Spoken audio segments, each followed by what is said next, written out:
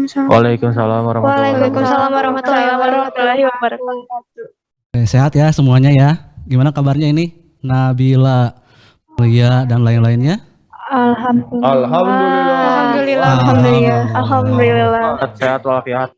Oke, silahkan sebelum kita memulai pembelajaran untuk terlebih dahulu menyalakan atau menghidupkan kameranya.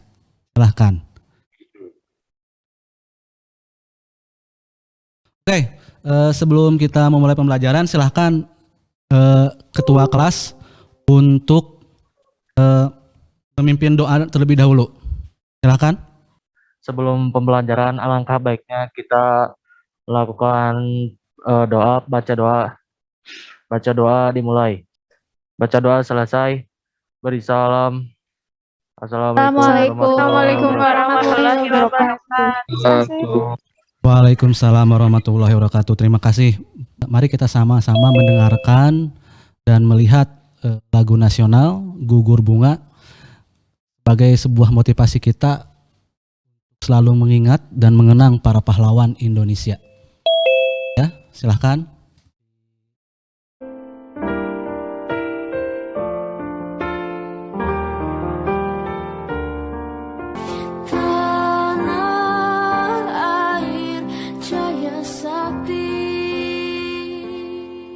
Kira-kira materi sejarah Indonesia minggu lalu pertemuan sebelumnya itu di Google Classroom itu ngebahas tentang apa sih?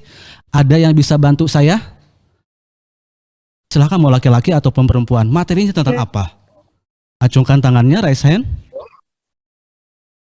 Boleh? Tazkiyah mungkin? Demokrasi liberal, Bapak. Oke, demokrasi liberal, good. Apa saja yang kamu ingat tentang demokrasi liberal? Sistem politik yang menganut kebebasan individu. Oke, sistem politik yang membebaskan individu. Kebebasan individu. Ada lagi yang lain? Akan disaksikan PowerPoint-nya. Terlihat ya? Oke. Indonesia pada masa demokrasi terpimpin. Oke, Bapak ingin menyampaikan kompetensi dasarnya. Ini tentang bisa kalian baca lah ya. Ya, jadi intinya kita membahas tentang perkembangan kehidupan politik, ekonomi bangsa Indonesia pada masa demokrasi terpimpin. Dan yang ke-4.4 melakukan penelitian sederhana tentang kehidupan politik, ekonomi bangsa Indonesia pada masa demokrasi terpimpin. Jadi nanti kalian membuat dibagi kelompok ya, nanti kalian bisa presentasi. Ini indikatornya ya. Menyimpulkan kebijakan pembangunan infrastruktur pada masa demokrasi terpimpin dengan kebijakan pembangunan infrastruktur pada masa kini, kemudian menganalisis hubungan Indonesia Malaysia ya. Dan ini tujuan pembelajarannya yang harus kita selesaikan gitu ya. Jadi peserta didik kalian bisa menyimpulkan kebijakan pembangunan infrastruktur yang tadi kurang lebih sama ya. Terus menganalisis hubungan Indonesia dan Malaysia, perkembangan kehidupan ekonomi pada masa demokrasi terpimpin, dan sampai itu yang kelima itu kalian menyajikan hasil penelitian tentang perkembangan kehidupan politik ekonomi pada masa demokrasi terpimpin dalam bentuk laporan tertulis. Paham ya? Apakah ada yang mengetahui nama bangunan di bawah ini? Kemudian peristiwa apa yang kalian ingat jika melihat dua bangunan ini? Silahkan. Ada yang Bung Karno. Oke. Yang mana yang Gelora Bung Karno? Yang sebelah kiri. Yang Kiri GBK. Oke, Kanan GBK. Monas. Yang kanan Monas ya. Kira-kira Itu momen apa yang dia digedein. momen apa yang kalian ingat Pikar udah. di stadion Asian Games. Asian Nonton Games? bola. Oke, iya nonton bola, good, bagus. Nonton bola apalagi tim nasional ya. Oke. Iya. Oke, nah tadi yang saya sampaikan itu ini pembangunan salah satu sampelnya itu Stadion GBK, kemudian Monas, itu merupakan salah satu bangunan-bangunan yang didirikan pada masa demokrasi terpimpin. Sebetulnya apa sih yang terjadi? Kenapa bisa muncul peralihan dari demokrasi liberal ke demokrasi terpimpin? Salah satu yang menyebabkan munculnya demokrasi terpimpin ini karena lahirnya dekret presiden 1959. Terus 59. Kenapa sih muncul dekret?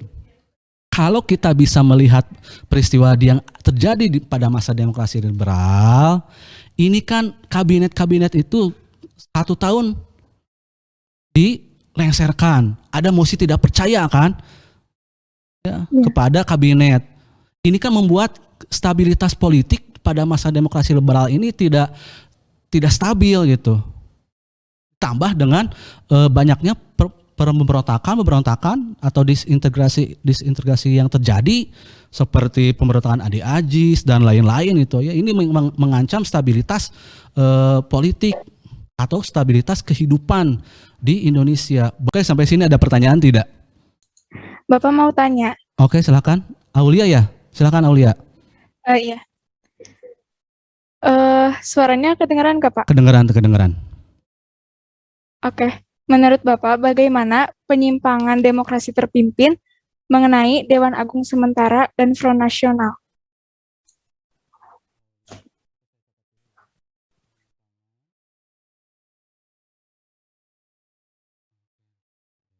Oke, ada yang mau menjawab pertanyaan dari Aulia Nisa?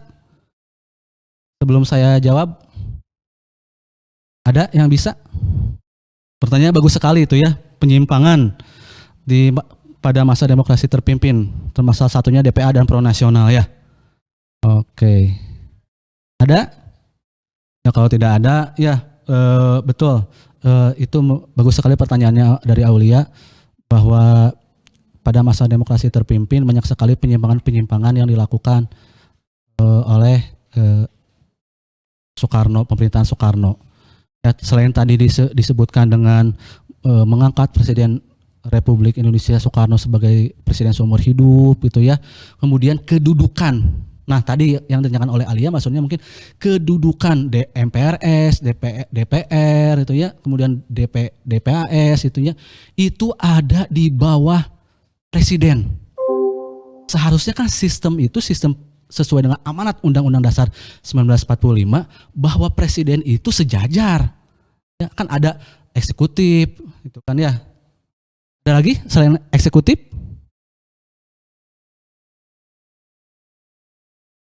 Silahkan kalian bagi kelompok 3 kelompok. Yang pertama itu menyimpulkan kebijakan pembangunan infrastruktur dan pada masa demokrasi terpimpin. Yang kedua menganalisis hubungan Indonesia dan Malaysia pada masa demokrasi terpimpin dengan masa kini. Jadi saya ingin sejarah itu tidak hanya melulu tentang pembahasan masa lalu. Pembangunan ini bertujuan untuk menyambut tamu yang datang dari arah Bandar Udara Kemayoran, terutama tamu negara Ganevo. Pembangunan tersebut merupakan bukti dari upaya Presiden Soekarno menaikkan citra Indonesia di mata dunia internasional. Presiden Soekarno ingin menunjukkan kepada dunia bahwa Indonesia adalah negara besar yang memiliki monumen-monumen besar dan megah seperti negara-negara maju lainnya di dunia. Kebijakan tersebut diberi nama kebijakan politik mercusuar yang memiliki tujuan agar Indonesia mendapat perhatian dari luar negeri sehingga dapat membangun hubungan persahabatan dengan negara lain. Kebijakan Indonesia di masa kini adalah kebijakan mix of everything. Artinya, kebijakan-kebijakan yang tidak berseberangan dengan kebijakan yang membuat semua sektor berjalan dengan selaras. Kebijakan di masa kini akan lebih fokus pada sektor supply yaitu infrastruktur, sistem birokrasi pemerintah, dan pembangunan sumber daya manusia. Kita beri apresiasi. Pendengar ya, oke, luar biasa. Yang Mawar dan Nabila ini sudah menyampaikan hasil diskusinya. Silahkan dari kelompok 2 dan ketiga. Siapa yang ingin bertanya dari kelompok 2? Sebutkan namanya saja. Bapak, saya ingin bertanya. Oke, siapa namanya? Karena di Zoom ini tidak... Kaila Syakila. Oke, Kaila Syakila. Dari kelompok berapa? Kaila 2 ya? 2 atau 3? Kelompok 3. 3, oke. 3. Oke, silahkan. Jadi pertanyaannya, apa saja perbedaan pembangunan infrastruktur pada masa demokrasi terpimpin dan pada masa kini? Oke, good sekali pertanyaannya ya. Perbedaan infrastruktur bangunan ya. Oke, silakan ada jawab kelompok 1. Perbedaan dari segi apanya ini? Bapak maaf, Metodenya? ada yang mau bertanya lagi gak? Biar ditampung dulu pertanyaannya. Oke, silakan. Silakan. Ya, pertanyaannya itu strategi pengembangan daerah tertinggal dalam percepatan pembangunan ekonomi gimana strateginya? Benar ya. Strategi pengembangan di mana itu pada masa mana? Di pedesaan dan Pada sekarang atau pada Ya, masa sekarang, demokrasi sekarang. itu? Oke. sekarang Oh, maksudnya kebijakan yang diterapkan pada masa Ya. sekarang Iya. ya dalam Oke. pembangunan ekonomi. dalam pembangunan ekonomi desa. Namanya siapa Oke, namanya? baik. Fauzia, Siapa? Ini kurang terdengar ya. Fauzia. Fauzia. Oke, silakan jawab langsung kelompok 1. Jadi ini 2 pertanyaan saja. Ya, silakan. Oke. Siapa? Dioldianisa dari kelompok 1 izin menjawab Oke. pertanyaan dari kelompok 2 tentang perbedaan pembangunan infrastruktur pada masa demokrasi terpimpin dengan Indonesia pada masa kini ya. Ya.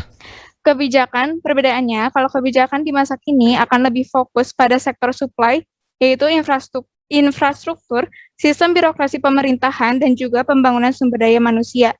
Dari sisi infrastruktur sendiri, pemerintah akan menyusun peraturan-peraturan tentang pembebasan lahan yang seperti diketahui saat ini belum ada peraturan yang dinilai efektif dan efisien sehingga sektor ini masih berbeda dengan infrastruktur pada masa demokrasi. Kalau di sana kiranya pemerintah itu masih belum memiliki persiapan yang matang dalam membuat kebijakan untuk membuat infrastruktur dengan bidang-bidang yang lain. Sedangkan pada masa di Indonesia pada saat ini itu pemerintah kiranya sudah mempersiapkan kebijakan yang lebih lebih rumit dan untuk jangka panjang persiapannya.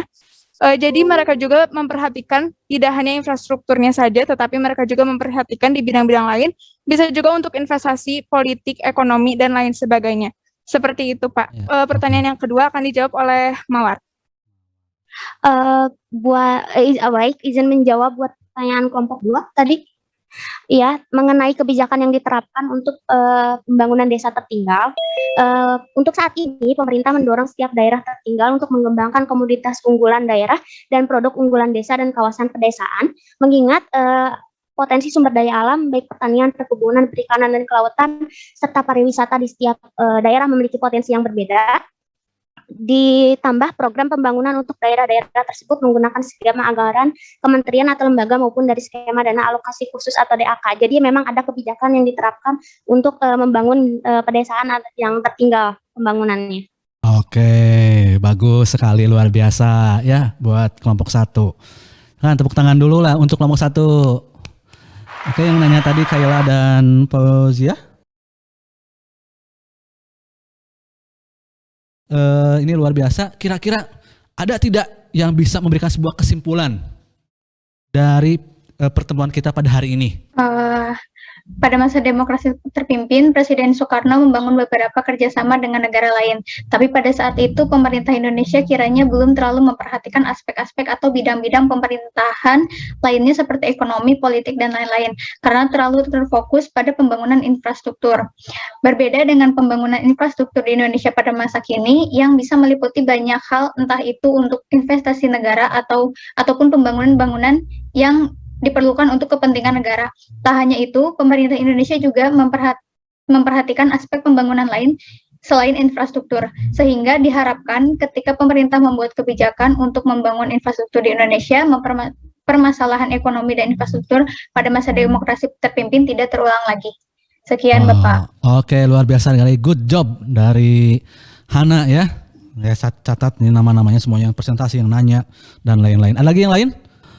Silahkan nanti tugasnya itu nanti dikirim ke Google Classroom, dan apabila nanti ada kata-kata yang memang rancu, hasil diskusi ini tolong diperbaiki di LKPD. Nanti juga ada tugas individu yang akan Bapak kirim lewat Google Classroom. Kita tepuk tangan dulu untuk semuanya. Ya, terima kasih, ini luar biasa, IPS 5 sudah hebat. Dan silahkan kita tutup presentasi hari ini dengan membaca Alhamdulillahirobbil alamin. Alhamdulillahirrahmanirrahim. Oke, sekian. Wassalamualaikum warahmatullahi wabarakatuh. Silakan untuk klip. Waalaikumsalam. Waalaikumsalam warahmatullahi